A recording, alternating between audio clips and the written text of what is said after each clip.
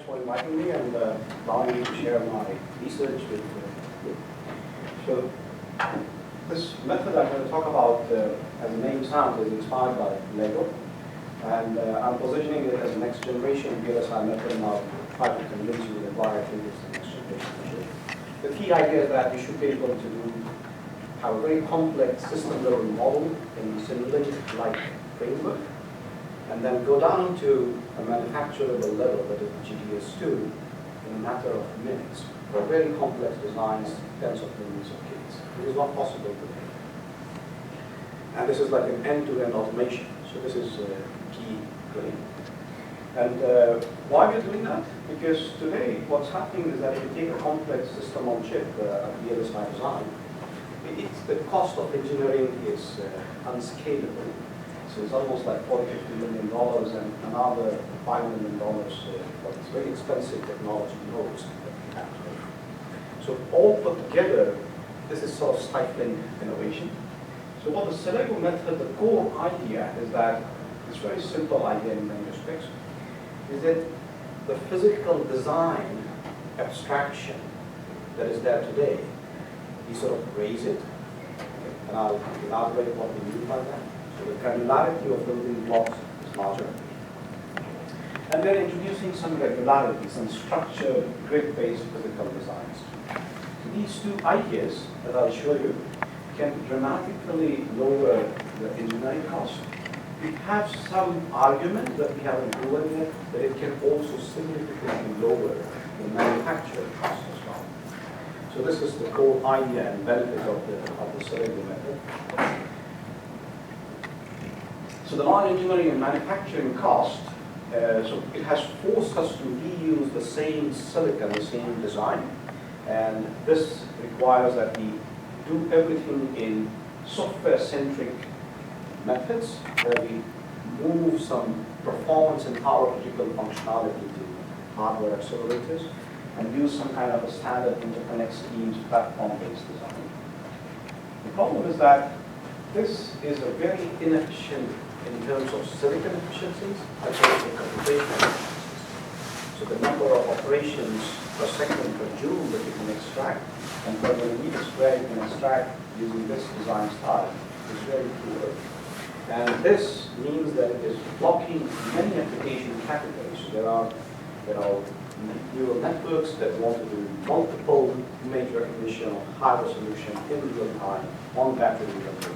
That is simply not possible with the GPUs and those kind of platforms. And this also stifles innovation. Now, the key idea is that the state-of-the-art method to do VLSI relies a lot on generality. Okay? And generality is good, but we pay a very heavy price for it. And I usually show this very simple cartoon to emphasize my point. So if you ask a carpenter to build your house with a general purpose tool like this, he will never accept to do it, because it will take too long, and it will essentially result in some kind of a physical injury. So this is a very impractical way of doing things, but that's exactly what we do in the VLSI world, that we build things which are very general purpose, and pay a very heavy price in terms of computational and silicon efficiencies. What the SiLago method enables is that a very rapid customization of tools to build things, and this is what we are aiming at. Now, besides this analogy and conceptual thing, you can also find a lot of arguments in many published papers that shows that what is the price paid for the generality. So the generality of the one-node style of computing, where you separate the instruction and data memory from computation, and then you can replace any set of instructions to implement any behavior, is wonderful. But if you look at how a brain works, it completely fuses the computation and the storage and the interconnect. But here, I think when you separate things and make them general purpose, if you pump in 100 joules of energy, only 6 joules of that will go for the actual computation. The rest of it is going into overhead. Okay.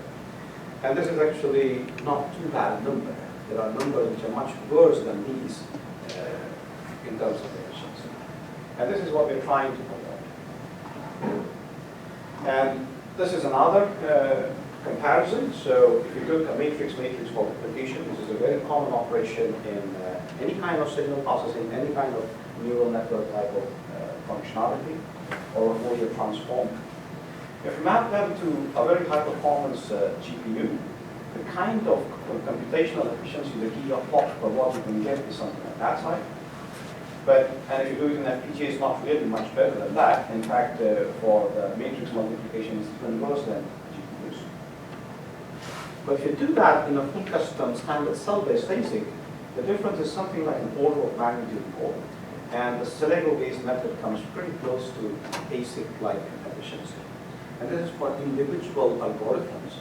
When you try to go for very complex systems, the overhead of wiring, the overhead of memory fetch and communication makes this difference between these and these even more. So this difference is amplified even further. So you're saying SiLago gives us what, one order of magnitude faster than FPGA?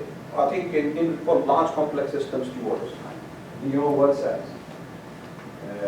For size of the design? Yeah. Like a few millions to tens of millions of bits. Thank you. So, let me sort of try to say that customization is good, but what made us abandon the path of customization? Okay, and I will take a very brief look at the history of the VLSI design operation. So, I'm not going back to the earliest time, but starting from what we call the Lead-Conway era. So as you increase the abstraction level from which you start your design, the number of possible solutions increases exponentially. Okay? And so starting from a system level, which is like multiple concurrent interacting applications, there can be many ways in which you can realize it, and each application is a hierarchy of algorithms, and then there are many ways of realizing that, and so on. So you can sort of refine them from top to down and reach many possible solutions. And this becomes a fairly large design space. And in the Meade-Conway era, this design space was manageable. I mean, we were sort of targeting like 10,000 gates, maybe maximum 100,000 gates. And we could sort of go more or less manually. There was some degree of automation in the form of stick diagrams. The Meade-Conway proposed uploading bit slices to create macros, and then the silicon compilers started. But this flow, this design space, as long as it was like less than 100K, it was fine. But then we had to do something to reduce this design space. And that's where standard cells came in. So that was the standard cell era, and it's still continuing. What we did was that to cut down the design space, we sort of froze the leaf nodes as a one-time engineering effort. So all the gates and flops were designed, characterized, and stored in a library. And then this reduced the design space. And remember, this is exponential. So if you cut this, it exponentially goes down the design space. And now the reduced abstraction gap could be bridged partially automatically. So RTL down to gate level was automated. This part was done manually, and it's still done manually. And this is what is causing that $50 to $100 million cost. What about systems we have where we can go from symbolic computing down to VSDL, down to category form, down to chip? These are not manual. I can actually write algorithms, push a button, and get the language on the other end. I agree. So that is typically working for serial algorithms. But the moment you go for hierarchy of algorithms, then it sort of creates, and I'll talk about that. So I think I'll have a complete example for that. So this is you want to have, for sure. You want to have a large-scale architecture that can implement many algorithms, not one. Sure. I think so. What we want to do is essentially, so far we define like this is like an individual algorithm, and this is an application which is maybe a hierarchy of algorithm, and a system which is multiple concurrent applications. So what did standard cell do? Why did it help? It's sort of instructive to sort of remember that. It did two things. It abstracted away the circuit and the physical design details at a higher level, at a Boolean level, and this enabled the logic synthesis. So the logic synthesis tool only had to think in terms of the gate combinations, the flops and the latches, and the wire segments, and it could synthesize in those terms. There was another very important innovation that Standard Cell did. It sounds trivial, but it was very fundamental. It said all the standard cells will have a common pitch, so you can power all of them with the same VDD and ground base. And these simple geometric discipline had an enormous power to simplify the physical design and enable the automation. It enabled automation, sorry, but it didn't reduce energy consumption. No. No. Actually, it increased the energy consumption, Right. it increased the area, but we accepted that because we were paying 20, 30, maybe even 50% extra overhead. But the kind of productivity improvement we got was something like 2 orders of magnitude. So that is enabled by Human hours, person Human hours, hours, yeah. the time it takes. Yeah, time. It was simply not possible to manually design 500 million or 1 million gate design using full custom. We simply reached, so that was, I think, the main reason. Is the standard cell equivalent to design pattern in software? You could say that. You Like could I say have that. a But a design much smaller pattern. granularity. Yeah, I have a design pattern. Sure. I can replicate it. I don't have to go inside. Absolutely. The Absolutely. same thing there. It's absolutely the same thing. And then it allowed people to verify the designs at higher abstraction. So you could just simulate register transfer level and forget about the very expensive, slow simulation at the circuit level using SPICE. Okay? So that, I think, was a very fundamental thing because now it was a machine translation from just register transfer level down to the circuit level. And that we could skip the circuit verification and we could do the verification at register transfer level. Now, standard cells were fantastic. We actually fell in love with that. We became enamored by that. To the extent that now we're trying to do impossible with that. So standard cell is a very small, it's a human level building block. It was quite okay to do designs up to say 1 million gate, okay? But now we're trying to do designs worth like 500 million gates, and that's simply not scalable. And I usually give an analogy to sort of emphasize my point. Like, this bricks is good enough to build a house like this, but if you try to build a structure like this with bricks, people will say that this is simply not feasible. Okay? Right? So what happens when you try to build these skyscrapers with bricks?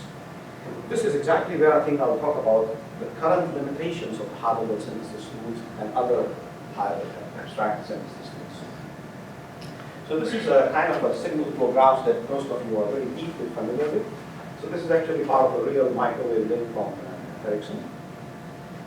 So it has mostly a data processing part, but there are some simple control groups here and system level control.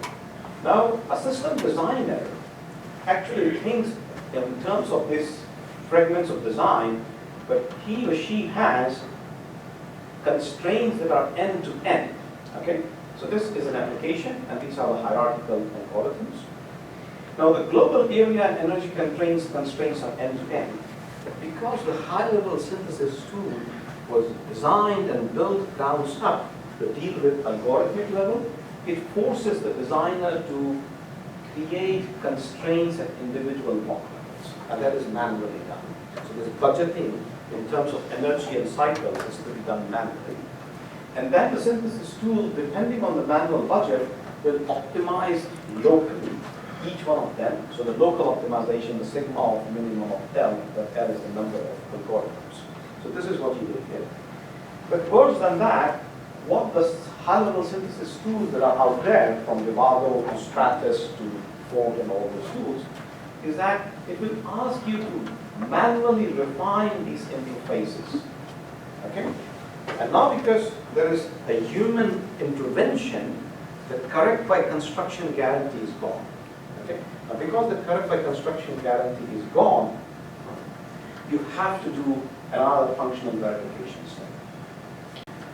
Now, that is for a single application You're using correct by Construction guarantee. Why? Because you don't have composability or what? Because you have done a manual refinement.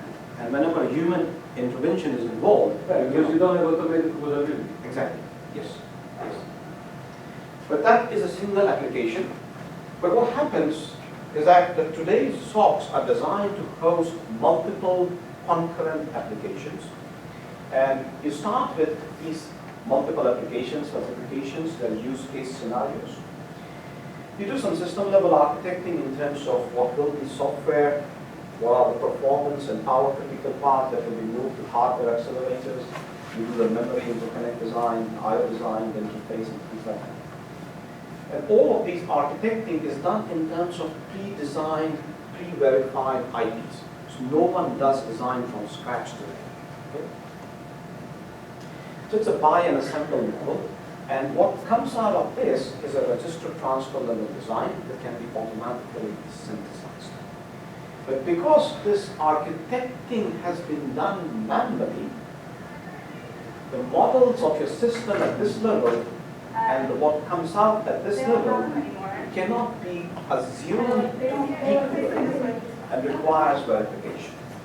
But once you have reached this level, this part is automated all the way down, and that could be assumed correct by construction. And this functional verification is where almost $20 to $30 million of that $50 million goes. The other thing is that because this part is done in terms of largely soft designs, The upper level. yeah. Why we cannot automate like 80%? Why is it manual? Why is it manual? They have not taken formal methods and so on supporting that? The reason why we cannot do it is that because the number of possible solutions is so many, the design space is so large, that to explore the design space is simply, too big. And the ability to predict the cost metrics from there, what will happen there, the gap is too big. So that predictability in terms of what will be the cost if I took this synthesis decision is almost impossible. Is it the cost or is also the technical methods they don't compose? Both. So the area, so that the number of possible solutions that I was showing is just too many. Right, but that's it. So that is The number of solutions is a common problem in complex systems. Okay. So what's the answer? Divide and conquer, as long as you can do composability. Yes. So why we can do that? The thing is that because each IP here is largely composed in terms of very reconfigurable soft IPs, and when you implement ultimately in terms of standard cells, so the cost of any implementation is not known until you have reached the lowest level. And being able to predict that is a big, big challenge. Very key. And that is also another problem. This is what the constraints verification, because you make some predictions here, and by the time you reach here, the cost is different, and then you have to iterate. And this part, let me give you an example. In 2016, in a major conference, a senior person from Synopsys, whose business is to sell the EDA tools, was really proud to tell the audience that they can do a physical design of an ARM processor, which is typically a few million gates in one day. And this we're talking about is like not a few million gates, we're talking about 500 million gates. Okay? I was involved in an Ericsson chip, Ericsson and TI were doing, and there was a monstrously complex chip. Just the static timing analysis of that chip once it has reached this level was something like 2 days on the server farm in Dallas. And every time you find that these constraints are not met, you have to redo or change the design, and that means that you would have to do the functional verification. You have to regress the test. Okay? So this essentially is the cost that is actually aggregating, adding up to the $40 to $50 million cost. So the solution we propose is what we call as a SiLago method. It's an extremely common sense based approach, and it is inspired by Lego. initially we called it SiLago, with E there, but then we were sort of warned by that, I mean, they were very protective about it. So we changed it to SiLago and invented largely an object later on. But then I found out that there is actually a company in California which is called SiLago. So something else exactly. Yeah, I think they also have similar ideas, but not. Yeah, I think that they are also. SiLago, you know. You got it? No. It's the residence of the current resident. I see. So it's called SiLago. I see. Mar means sea and Lago is lake. Okay, so we shifted. You made it another notice of the fair name. Yeah. Okay. Sorry, that's all. So, what did we do in the construction industry is very instructive to what we should be doing in the VLSI world. We shifted to prefabricated wall segments. Yeah. And I'll emphasize this again, but remember that this prefabricated wall segment is not just bigger than the brick. There is another very important aspect of this prefabricated wall segment, and that is it brings out its plumbing, electrical, and support connections at the right place. So when the next neighboring wall segment is placed here, it composes by abutment. If that discipline, that physical design discipline is not there, as it is the case with the eyepiece, yeah, then what happens is that you will spend an enormous amount of VLSI engineering effort in the plumbing and electrical connections. So the point is that in the construction industry, the blocks are large number, they're actually multiple function. Multiple So functional, and they compose by abutment. Everything is already in there. Exactly. So they compose not just as a block, but with the function as well. So the VLSI industry. That's how the Chinese can actually talk in Shanghai. They can build this huge skyscrapers in a year and a half. Yes, The number of things, boom, boom, boom, boom, boom. exactly. So this is very vital. Model-based systems engineering to the fore. Unbelievable. So we're doing the same. We're replacing the standard cells with something that is about, say, 4 to 5 orders larger than standard cell, and we call it the SiLago block. And the SiLago blocks are hardened, characterized. Standard cell was exporting the Boolean level operations. The SiLago blocks is exporting the microarchitecture level operations, the register transfer level operations. The SiLago blocks are not IPs, neither soft nor hard.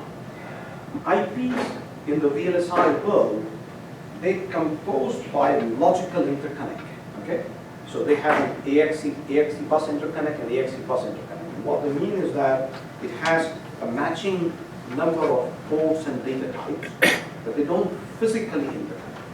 Whereas the SiLago block, they bring out all that interconnects at the right place and at the right metal layer, so that when you place the neighboring SiLago blocks, they compose by abutment. And that is very fundamental, very simple, but very fundamental difference between SiLago blocks and elements. All throughout the VLSI design history. So basically, because of that now, when you think of it abstractly, this larger modules actually constrain the design more, right? Absolutely. Because now I have specific things that I connect. Spot on. So you train the constrained by the efficiency. Exactly. So we reduce the design space enormously.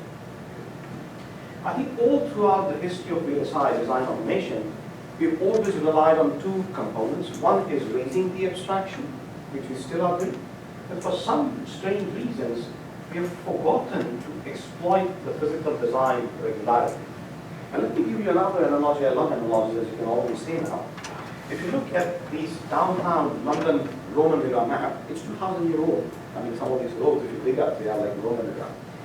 It's impossible to plan anything, not just travel, but even infrastructure, the gas pipes, the plumbing, the sewage. It's a nightmare for any planner. To replace that with these much more structured, grid-based things, which is not just good for traveling, but all kinds of planning can be done much more efficiently. And this is exactly what we're saying. So this is a real-life Philips chip is done in terms of chiplets. These chiplets are arbitrarily sized. Yeah? And all the wiring here is like the London downtown era. We're saying that we will replace that with a much more structured grid-based design based on SiLago. Okay? So the physical design, the geometric regularity, yeah? I mean, was it Aristotle who said, I mean, the God must be a geometer? So the physical design regularity is the sword that can slay the demon of VLSI design complexity. Yeah? So what is the SiLago method? The concepts are like these. So there is a grid, a virtual grid. Today it's like 200 micron by 200 micron.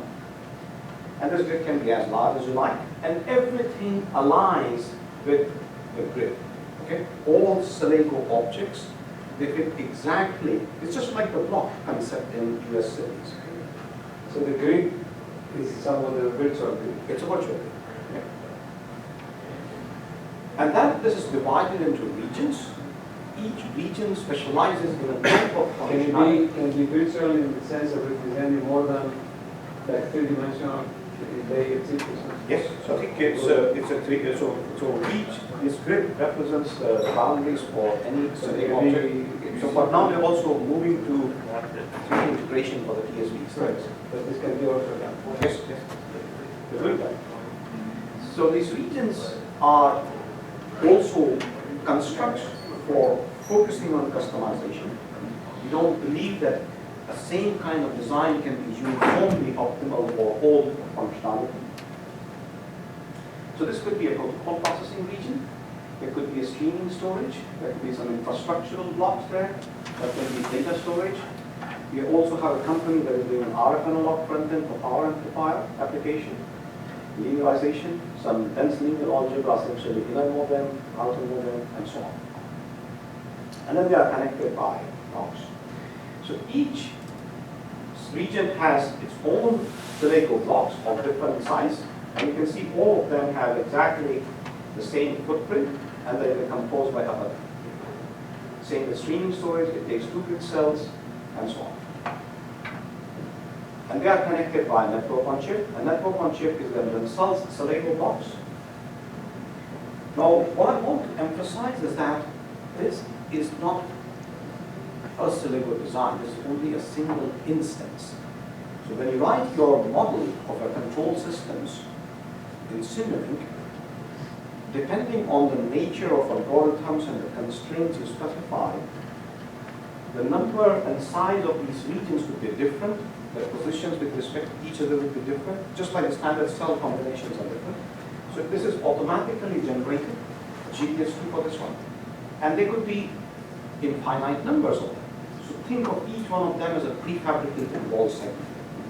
The way you can combine different prefabricated wall segments, create an arbitrary custom building, you can create these combinations to create an arbitrary complex SiLago design. Do the virtual boundaries represent actual physical boundaries or not? In other words, I'm saying this is a conceptual representation of the chip. But does it mean if I look at these regions that there are corresponding regions on the actual physical design or not? They are absolutely. So each one of them has a dimension that corresponds exactly to the. So if I take 2 of the blocks in the inner model, yes. Does it mean that in the actual physical design they will also be near each other? Absolutely. But why? Because that's how we know their physical properties. So in SiLago design, once I have decided the SiLago blocks I need and their topological positions, then I know with absolute certainty the dimensions and position of every single transistor and wire segment, which I do not know today. But then you're not coming close to what the brain does. The brain has pieces, but they have tremendous elasticity. I mean, they can be reprogrammed, they can do that. This is related to that, right? So the whole theory of certain parts of the brain, you know, only certain functionality. These ones are reconfigured. So you can. That means also geographically, for instance, you know that if some damage happens in your brain, right, and you don't lose all your memory, then other cells become your memory. So if one of these cells fails, for instance, I can isolate it out and reprogram that this functionality is there. So the functionality can be reprogrammed. Okay, sure. So everything here is so it is automatically generated by the SiLago synthesis tool, and the number and size and positions of the regions vary from one design instance to another. And the SiLago interconnects are not logical objects, so they are physical and electrical objects. Just like the Lego bricks have very precise dimensions, and they are manufactured to an amazing degree of tolerance that you wouldn't expect a toy system to have. And similarly, these SiLago blocks, when they are placed on the grid, they bring out all their interconnects. And when I say this, people who are steeped in the traditional VLSI design methods, they're amazed. Even the power grid lines, the clock, the reset, local interconnects, everything happens, gets created by composition by development. Okay? Just like when these wall segments connect, the longer pipe that transports the water gets created. Similarly, everything gets created by composition by development. And these are the wires on different metal layers connecting them. Now, what I want to show you is the space invariance property.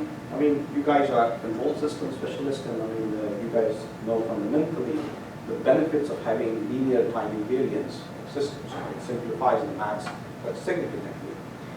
So the SiLago also has these linear and space-time invariant property of these cost metrics. So here, if you do a hierarchical design, so these are SiLago blocks. And if you take 16 wires and plot each one of them individually, these wire lengths change. And because the wire lengths change, the cost metric of each operation will differ by a few femtojoules. Okay? But there are millions and billions of operations happening trillions of times, and this will add up. But because in SiLago, everything is absolutely regular, and there are applications of it, all wires have exactly the same length. So they are in some way completely spatial invariance. And it doesn't matter when it happens. So what happens is that we can generate a trace of these operations from a model, Simulink model. And because we know with absolute certainty the electrical implication, we can predict the cost metric and tell you how much energy it will be taking by simulating them and simulating them. Not a register transfer, not a gate. We can do the clocking and static timing analysis. I'm not going into the details. So, okay. Yeah. So are you saying that you have complete fidelity between the abstract model, which is like a simulate, for example, simulate, and the physical information, including the tolerances and bounds? I think this is this is depending on the manufacturer. So I mean these days, but that I think is. So are you controlling and handling what's called uncertainty codification? We could factor that in our analysis, but today we essentially predict the nominal values. So you say I can connect them, Yeah. and they will function properly, Yes. and in a nominal way, they will be complete fidelity. So I mean, it's understandable. But I mean, it could get manufactured at fast process power. But the thing is that since these are synchronous systems and things are sort of quantified at the clock level, and since we do the static timing analysis, then what happens is that the number of clock ticks will remain the same, irrespective of manufacturing. Right? So this is, I think we are able to do the clocking, we are able to do the static timing analysis. I can go into the details, but in the interest of time, I will not. What about real time? I mean, real time is balance. Real time can be captured here? Absolutely. So if I tell specific real time, Sure. I think we will behavior from the behavior, which it's a translate to simulate. Sure. I think what we do, we capture it. absolutely. So what we do is that you would specify to us the global, the max constraint, and also the sampling rate constraint. And then what we will do is that we will extract from the Simulink model all the control and data dependencies and also the resource dependencies depending on the location. And then we will look, we can either actually Google's or to the constraint solver to search the design space. And then we will find out the best solution that meets the constraint, and then generate a SiLago design based on that. So we can do the characterization, and that characterization is done using the standard synopsis and cadence-based EDA flows. So this is not really as a proof of concept, let's take a look at this very simple simulated program. Okay, this is like these green boxes that you see up there. They are streaming functions, data parallel, nearest neighbor connectivity. But like in all of these single operating systems, there are always these control adaptive functions, which you guys know are more than I do.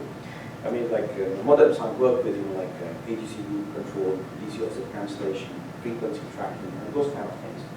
Now, these ones are very simple adaptive functions, but they're not. They have some spatial locality in connections, but not as much as this one. So there is some spatial locality, but it can take inputs from there. The message here is that what we do is that we partition these types of functionalities into different regions, and each region then is designed to host a specific type of functionality. So for instance, this is for streaming storage, this is for streaming VST, and this is where we have adaptive functions and system control and so on. All these functional regions are based on coarse-grained reconfigurable fabrics. So they are like FPGAs, but much more coarser and much more domain-specific, and highly customizable at design time, and also at runtime. So this is a typical DSP GPU. Be able to do the max and multiplies and things like that.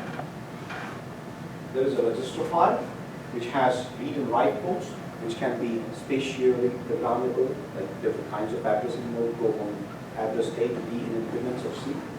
Or you can also program it in time sense that insert so many clocks between every reads and writes. So you can create streams of different rhythms. So you can do a very sophisticated two-dimensional, any kind of affine functions. We also have a special resource to deal with non-affine functions. And you can have as many of them as you like. This is just a fragment I'm showing you. And each of these register files and DPUs will output into a bus that straddles 3 columns to the left side and 3 columns to the right side. And these are sort of intersected by input buses.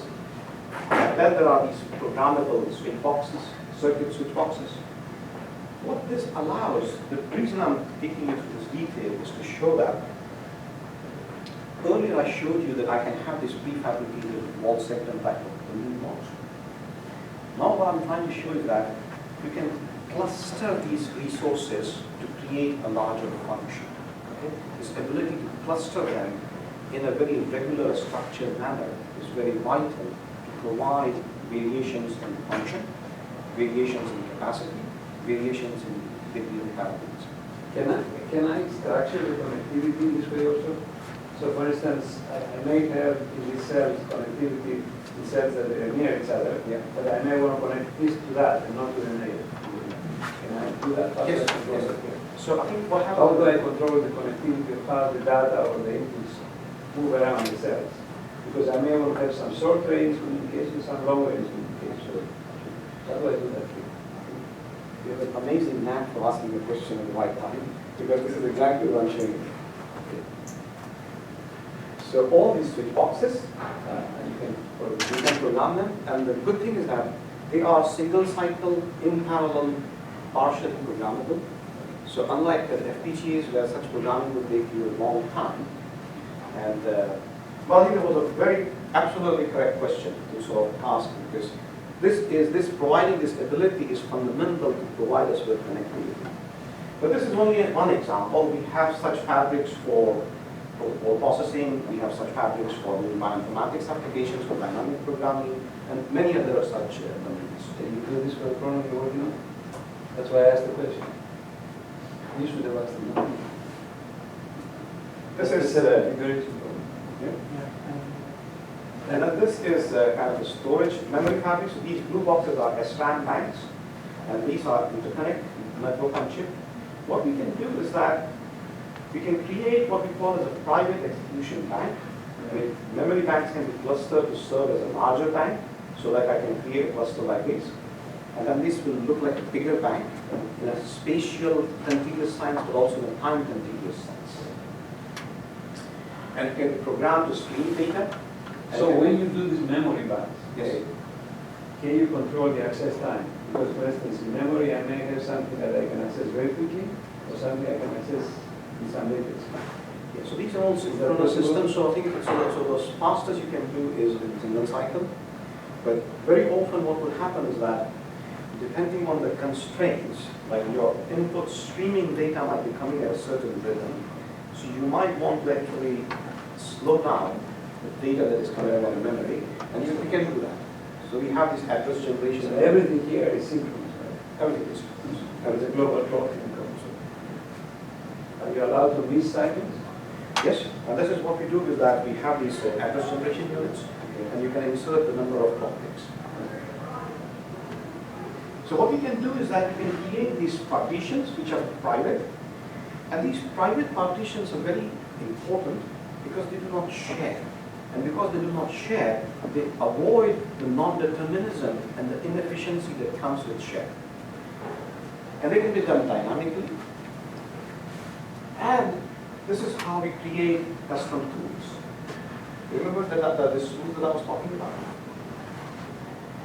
And so we are saying that we are moving from today's resources, ARM processors, the GPU processors, they're designed, because they're so heavy silicon, like they are like a few million gates, they're designed to be time division multiplexed. But here I think we are so small and plenty of them, so we can move to space division multiplexing of resources. And this makes the system very composable in the other sense that the guarantees that I make to this partition is not compromised when I create a new partition. So in that sense, the system is very composable. We have very fine-grained power management. There are plenty of references. I'll leave this slide with you. And I have already said to you that you can have variations in function, capacity, and parallelism, and you can cluster these resources. And essentially, you can create an arbitrary control and data flow graph of any size, any degree of parallelism, multiples of them out of these fabrics. Just like what you do with the Boolean graphs on standard sense. In fact, I discussed with Alberto this almost 25 years ago, and he said to me that the key challenge would be at the Boolean level, the interconnect is very simple. But when you move to the higher level, the interconnect is going to be, and it took me 30 years to figure that out. I actually want to meet him, but he's sort of semi-retired. No, He disconnected. he just it's like this, it's not local. He always moves to different place. I actually want to meet him and His other positions over there. So he might, most likely, he may need to answer from Spain.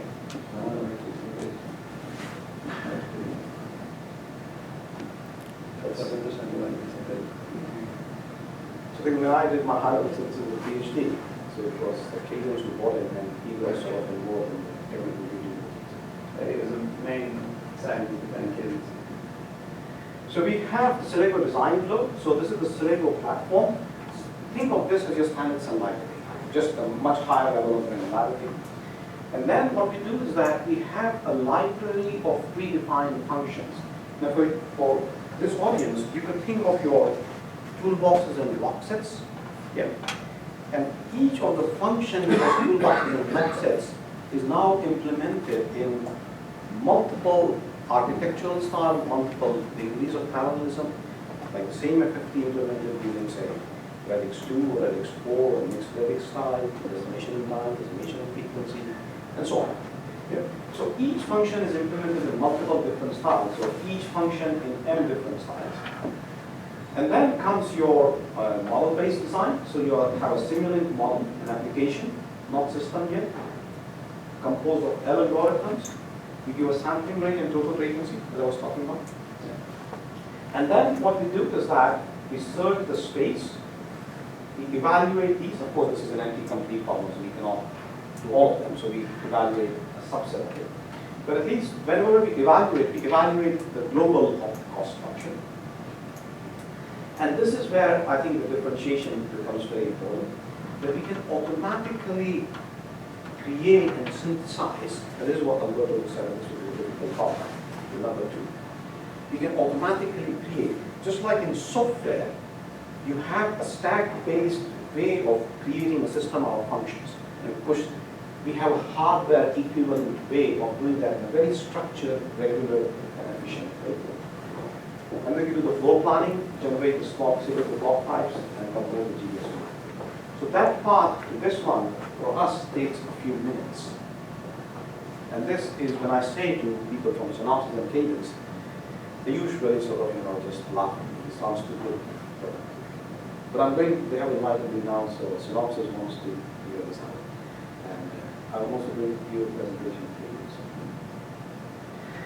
So let me just sort of recap what we've been saying. So this is the meat conveyor that I talked about, the design space, mostly manual. Then we met the standard cell era where we had a one-time effort, partially automated, partially manual. And now in the SiLago era, just as John was saying, what we're doing is that essentially freezing out the space. You don't have any freedom once you have reached the register transfer level. Yeah. We sacrifice some degree of freedom, but then we open up the possibility to explore much richer space. I mean, like when we're doing some kind of a transceiver, a wireless LAN transceiver, we found it to be enormously beneficial to sort of simplify some analog parts, but we realized that we can make up for more of that by, say, having the double size FFT, so we can have a much better resolution. Yeah. We can let the oscillator drift, but we can have a Kalman filter in the digital domain to track the frequency drift and compensate for it. So that kind of system level trade-off and exploration, now I can do it much more easily because I've frozen this space. Earlier, this damn space took too long for me to sort of spend my engineering resources in that dimension. Now this becomes a one-time effort, and now this could be automated. So this is the key idea, the key message.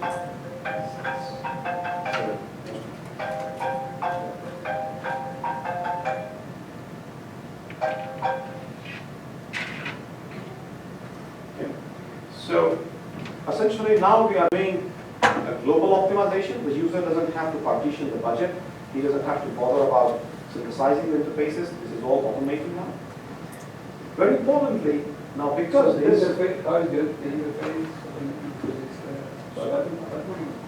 It's not only just development. I mean, I'm skipping some slides here. Because one of the things that we know, right, when we do component-based synthesis, in terms of the components, you have to pay attention, but what's the most important, the interfaces. Absolutely. The other thing is on maybe systems. Yes. So, the system forward. Yeah.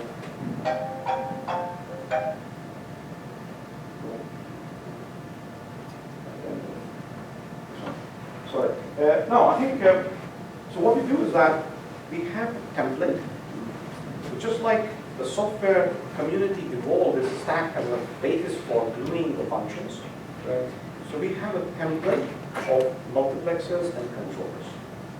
And these template of multiplexers and controllers are now created an instance of them based on the schedule that we create.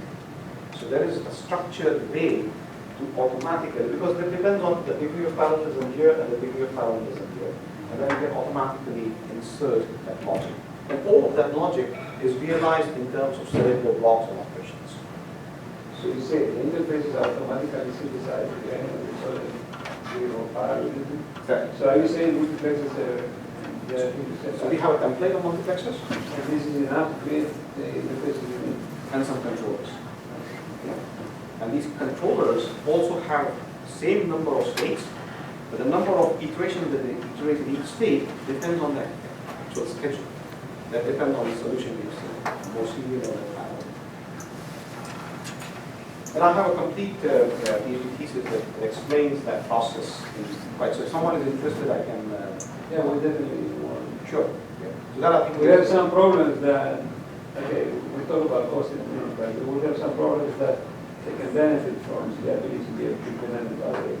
I think, and that's exactly was the problem which Alberto was right about. At the Boolean level, this is very straightforward. But if you go higher level, that's where I think we can face the challenge.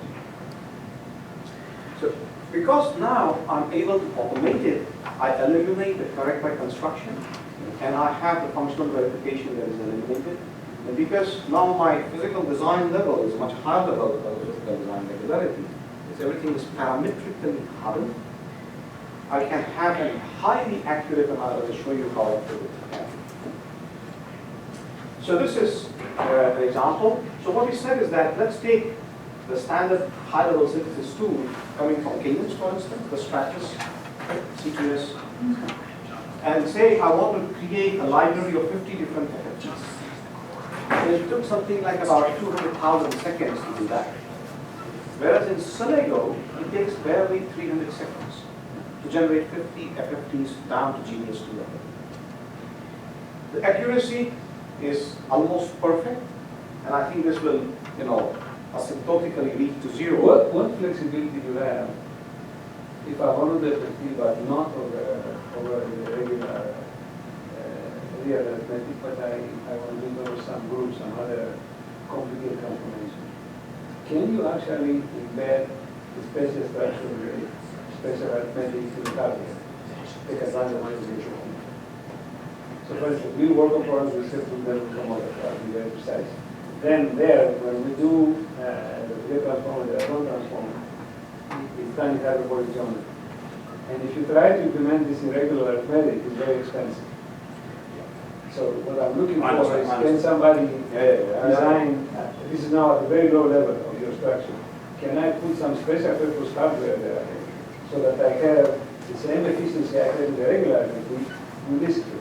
Because that now is a problem. Right? The index is very complex, arithmetic is very weird, and all that stuff. It's very difficult. I really appreciate that. Because just like in my inspiration Lego, if you look at the Lego, you will have bricks of very irregular general purpose which you can do. But you all know you cannot build everything with that. Right? There are special purpose wheels and heads and handles and everything to be most complex. Okay? But the only thing is that all of them fit into the SiLago mindset composition. Yeah.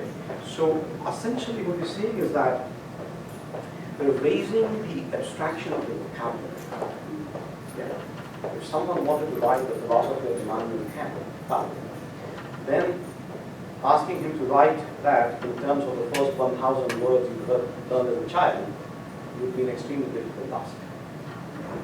You need higher abstraction, like this the easy goals. So this is okay. What you're trying to say is that this is the analog of automatic letter writing in Chinese language or in English or in Japanese. I had some preconstruct paragraphs and you say I want to write a romanization letter, it goes up and creates different percent. Right? Because you don't go down to the individual letters in sentences and words.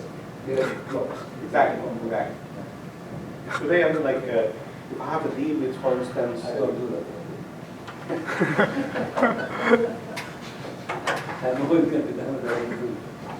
So, what is the overhead? In general, the area overhead is something like, say, 20% on an average. And energy overhead is very little. In fact, in some cases, we are actually beating the ASIC. So for us, ASIC is the benchmark, because that's where every single standard cell and wire segment is customized. So that's the benchmark. So we actually sometimes beat that, and I'll show you why. So this is the JPEG encoder. Here it is normalized value.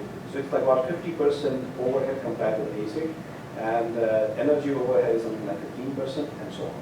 But what I want you to draw your attention is to this face recognition. Now this is some kind of a deep neural network that I extend. And we map that to SiLago. That's on the thing very steep. And then, we are actually 20% better than ASIC. One of the things we're supposed to do, right, and I need to see you, is take the arrows that have a phase recognition and put them into real time calculate like this. Because they work essentially wavelet transforms and components, either linear localization or component map. Yes. I have in mathematics, and then it's completely blind. Okay. And it works extremely well in Facebook. In phase recognition, it beats specialized algorithms, but I never was able to do it in calculator because you need a lot of layers and a lot of these things. I think is one we can argue.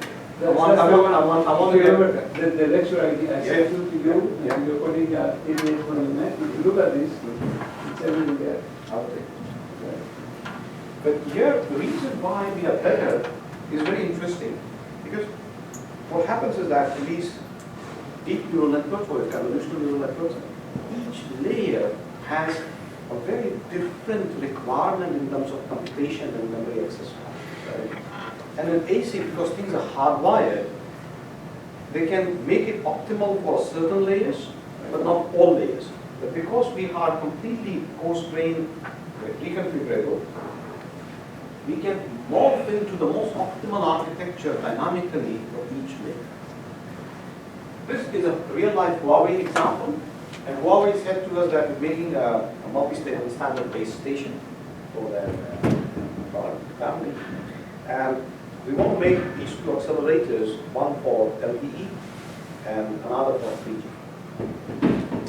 And they are going to be mutually exclusive in time sense. So we gave that to the SiLago flow, and because it used the same silicon, we were actually slightly better, because in the AC flow we actually created two different macros.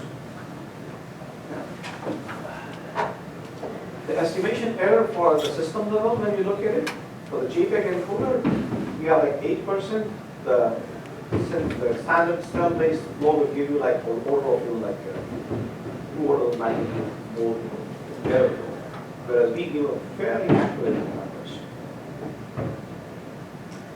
We can explore the design space very rapidly, so we can explore something like say 100 JPEG solutions almost in a matter of say about 100 seconds. LTE functionality, the uplink functionality is very serial, so we only have like a few tens of solutions, and we could explore that in 200 seconds. So this is the LTE design space. And yes, yeah. So it is essentially like this red block is very fast because the sampling interval is very low, but it takes a lot of area. Whereas these blue dots are very slow, the sampling interval is very large, but it takes much less area. So you can do this kind of design space exploration for any of these functionality if you try to do using synopsis and cadence. Just doing one dot, forget the verification, just the synthesis will take something like a week to get it right. So this is actually the benefit. We were claiming. So as far as you know, if I take the silent FPGA, right? Yeah. Because now if you take the silent environment and you have FPGA software, you don't have to worry about hardware. You do it everything in software, and then they have an automatic way of studying the FPGA. So we have something similar for. So what do you lose if you do it the silent way versus what you do? So the Xilinx way, I think, is taking to FPGAs. Right. And what we're making is to an ASIC. And in the Xilinx way, my son actually is using the Xilinx to its merits. And we also use that in the labs.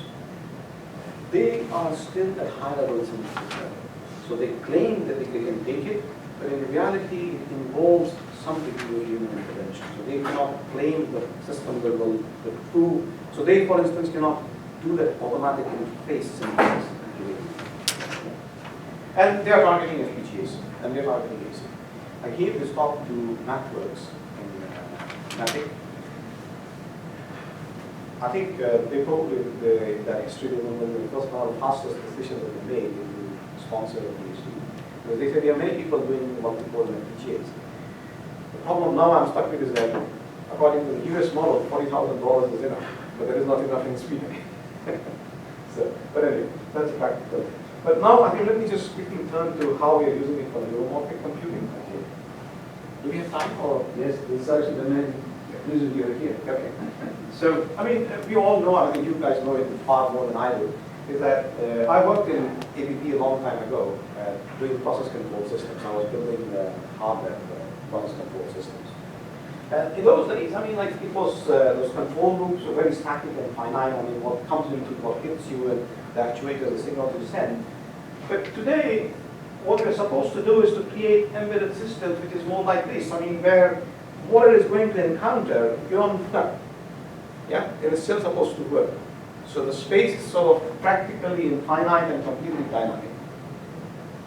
I mean, Scania wants to make these off-road trucks for mining and things, where they want to use neural networks. I mean, Scania, the SAP Technologies want to use this one for flight control systems. The only problem I have with them is that they want me to provide guarantees. And I say that if you want to use like brain-like circuits, I cannot provide you with guarantees. It's just like we cannot provide guarantees here. That's for different reason. Yeah. So, Because you don't engineer the right hand. It's a long discussion. So, I mean, you have all seen this curve, and this comes from some data program that as the complexity of interaction in the environment is increasing, the more the machines are not scaling. They were more expensive in this simple region, but the complex region these are scaling much better. I mean, this is an amazing machine. I don't want to spend time on that. But we try to sort of map them to, so we have, when John was there, I think at the last meeting, we met Professor Ahmed Hemani. So he has spent all his life developing a very sophisticated, biologically plausible model, which is based on simple Bayesian rule. It's called Bayesian confidence propagation neural network. And if you do a straightforward mapping of that, it will take about 140 kilowatts, but this ignores a lot of things, and really it's going to take a few megawatts. And that kind of a power consumption in space we simply cannot deploy feasibly. And we are applying SiLago to solve this problem. So if you take a biological brain, I mean, our brain would take about 30 kilowatts. This would take a few kilowatts, and the human brain would take a few megawatts. We apply SiLago to it, and what we can do is that we can scale my size brain to a couple of watts. What you can scale? Scale my size brain to just a couple of watts. And you still have Significantly You still have another one. Oh, okay, oh yes. There are many reasons for that. I mean, for them, they just transport a couple of ions across, say, 10 millivolts, and for them an operation happens. I mean, for me, my transistor. Does he have a reasonably accurate functional model of the mice brain? Yes. I think so it's still a very abstract model of the cortex. Because we have a lot of the biology of the mice because we work on the Alzheimer's. So for me, I think this is a proof of concept that I can take a very complex functionality and then map it. Yeah. But the important thing is that the human-sized cortex will take only 2 kilowatts. And that means that I can fit it into a microwave oven type of a thing, a large microwave oven type of a thing, completely air-cooled. Yeah. Yeah. And SiLago sort of enables this. So what happens is that the functional requirements of these, I will not go into the details of this model, but what they do is that they sort of aggregate the behavior of a cortical column, like 100 neurons, into what they call as a mini column unit. And then they organize 100 such mini column units into a kind of a soft winner take all hypercolumn unit. And we have 2 million such FCUs in humans, say it's brain, and it requires close to 1 teraflop for real-time computation. About 40 terabytes of synaptic storage, and then 30 terabytes per second bandwidth, and this is the most difficult challenge. The spike propagation is only 20 billion spikes per second, which is trivial compared to this requirement. But this is the functional requirement. This is only deterministic. Yes. So for you again, there's a conjecture that if you could actually get rid of the precision of the state, according to what we're talking about, you will also say, well, but what happens is that usually you will see these specifications, but this is only half the specification. It's like, and this phenomena permeates everywhere. In these buildings, there are so many PhD students, so many postdocs, so many professors. But to make them function, you need a lot of secretaries and IT support and security and a lot of stuff. Administrative. And this is what many people ignore. This is exactly. And the this is why I Nelson call mechanics versus classical mechanics. You say it with Nelson mechanics. Nelson mechanics is electron mechanics. Sorry. Yeah. And this is what I call, this dark matter and dark energy and dark. So I call this dark operations because dark operations. That is because you don't know. Exactly. That's what people sort of ignore it. But these are the infrastructural requirements. And so what we do is that the model of the computation is something like this. So this is the synaptic weight matrix for a single FCU. So each column represents the state of one MCU to the rest of the 10,000 possible connections to other SUs. And each row represents the state of that connection to other SUs. So about 10,000 presynaptic spikes come in per second. And then about 100 output spikes get created. And these output spikes have to go through a delay buffer, and that is interesting. Because in Anders's model, these delays take a proportional time of the order of milliseconds depending on the distance, the physical distance between the SUs. Now, when I map them to my electronic structures, this would take maybe at the most like a microsecond. Much faster. Much faster. Because the neuron is like a mission line. So it's like a wave, so it takes time. The return is done. So he wants to maintain the same biologically realistic time scale. So you have to introduce the delay. You have to introduce this buffer delay, and then they go into another SUs, essentially going into the NVIDIA. And then you have to update it. Now this fetching of data and maybe if you updating. don't introduce the delay, you can actually do something faster. That is sort of where I have to cross over to Anders's. Yeah, because I mean, when you talk about the neural connections, what is actually equation that gives you how the spike propagates, it creates the potentials and traveling waves, right? So that's where the delay comes. Since we know down to microseconds for any neuron and the raw physiology of the neurons. That actually is plus and minus. Yeah, I think for me it would be very nice for this delay buffer. So here you have to add the delay to try to make like exactly. And not to only make that, all your more absolutely, the bigger problem is that these delays are uneven, depending on the data SUs are connected. And these are the kind of those infrastructural things that no one talks about. Now this storage, fetching it and putting it back is the nastiest problem. The real brain completely avoids this problem because for them, this computation and this synaptic rate is fused. And I think in analog circuits they're also the same. Like you have an RC circuit, at least it's lossy, integrated and via neuron type of thing. So that's why I'm discussing with Jennifer Hassler, with Georgia Tech. I know what they do. Well, she's building this analog fabric. She's doing this sort of Yeah. So I'm asking her that, because this is the hardest problem for me as a VLSI architect. But you see, that's why I was asking you, if you have analog design, this goes away. Because at the analog level, computation and memory can be interplayed. It's only the digital world that is different.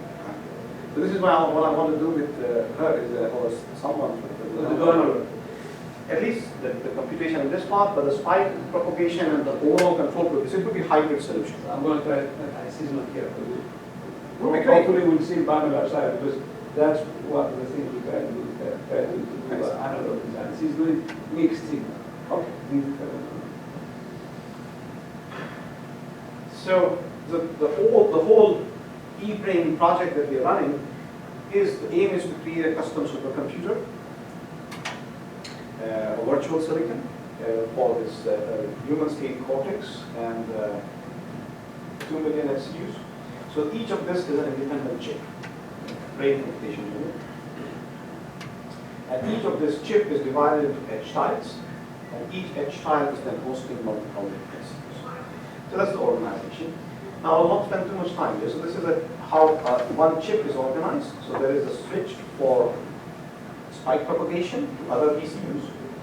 There's a network interface and a controller that controls this whole chip. And there is a matrix of edge tiles. And these edge tiles are bringing the data in from the synaptic rate memory and then writing it back. And then there is a spike distribution network for incoming spikes and outgoing spikes. Now I will take a look into one such edge tile. So there is a computation unit, floating point units, single position floating point units, a state machine, some scratch pad memories. There is a kind of a queue and a queue controller, and then an interface to the spike propagation network, and an interface to this.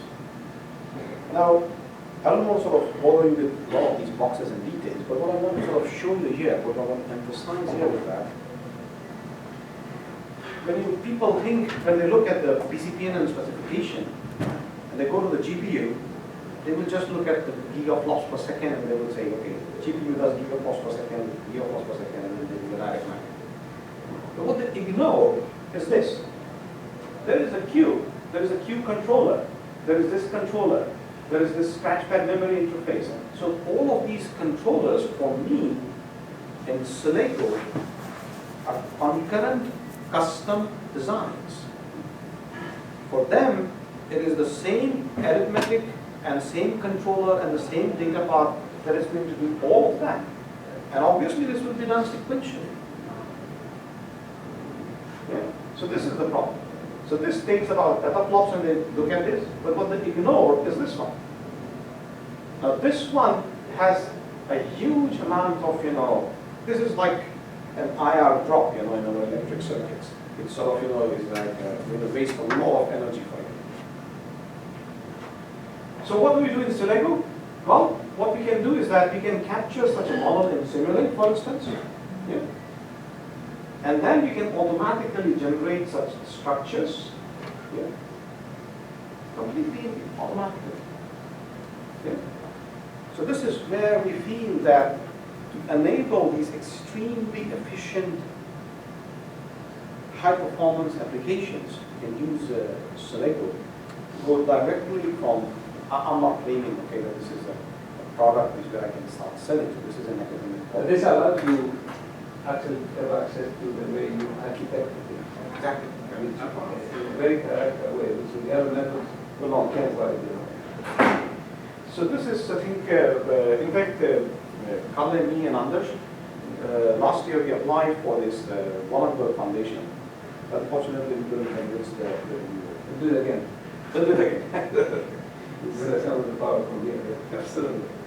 So this is automatically dimensioned and generated by a system that doesn't exist. And we've done this design for my size brain and for 22,000 XCUs. The device is far fewer XCUs. So we actually have access to only 40 nanometer node, so we scale it down to 23 nanometer node. And we use an interposer to integrate these chips. And you were asking about the, so this is, you see the PSPN controller? So this is where we have the 3D memory. The thing I ever got in my brain and all this is in actual biological brains, because of the ability of the neurons to regenerate themselves or create new connections, can actually change the architecture on the fly at a smaller scale. Can that be a complicated? Can I use the SiLago method to have an architecture that is evolvable in response to inputs and learning? So I learn that some of the connections I have are not necessary. I drop them. I think you can. And then I can so generate other ones. it's kind of structural plasticity. Yeah, right. But that's what happens in actual. And now we know that the old theory, there's a lot of work here in a fantastic group we have on sound processing, where they work with ferrets and mice.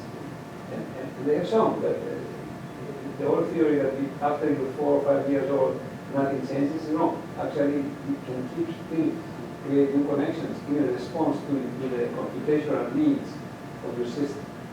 And with the car, we're doing a project, I'm doing a project where we're trying to think of things like brains as computational machines, meaning the connected nodes with where the connections and the functionality of the nodes are variable, and you give a problem like edge detection, and you want it to self-generate the appropriate architecture so as to meet the performance of understanding edges with the precision and the timing.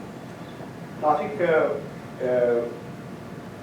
so this can be used for that, right? Because I can take this, try to do iterative design until I get it. So for the long real time, but in the end it will get it. No, I think it's, so what we're saying is that the way I look at it is by being able to change the synaptic weights, I have a synaptic plasticity. Yeah. But that doesn't change the structural plasticity. So it's essentially saying that which SCUs communicate with each other, that should also be evolved. Did you ever participate in the Taylor-Wright neuromorphic workshop? No, I'm not, but I heard of it. Heard of it? Yes, It's running from here. It's Cornelia Firmula, who's not here. She's running. Okay. So I think it's about a month. Maybe you should come and give a lecture, because what we are looking there is for groups of students and professors take simple projects of network engineering and using tools, which we don't have anything like that, create some networks and prove their. I spoke to you about Hamilton. Yes. So when I talked about this to him, he was very excited. He can only work from Swedish origin. And he said he's running some programs, some DARPA program that this might fit in, and I would be qualified to apply, but there were some restrictions. I am applying, I include you to what we did here. We are applying to the DARPA program, okay, for including non-airports and so on and so forth. This is the one of the things that we Sure. Right. So this is something we can do, and so these are numbers that I'm reporting are verifiable, so I can share with you the actual circuit level data for memory, and the synthesis results are like actually from physical design. And so these are all real numbers. So we are doing these custom 3D memory design, and so this work is not mine. This is being done by SiLago, Norbert Ben's group. So they have like what 10-15 years of experience in custom 3D design. So they have people who have worked on this Kimonda and Infineon with actual industrial programs. So I'm collaborating with them, and so essentially what happens is that I can promise these numbers based on some real synthesis data. We call them virtual silicon because the numbers we get are from sign-off quality data and analysis tools.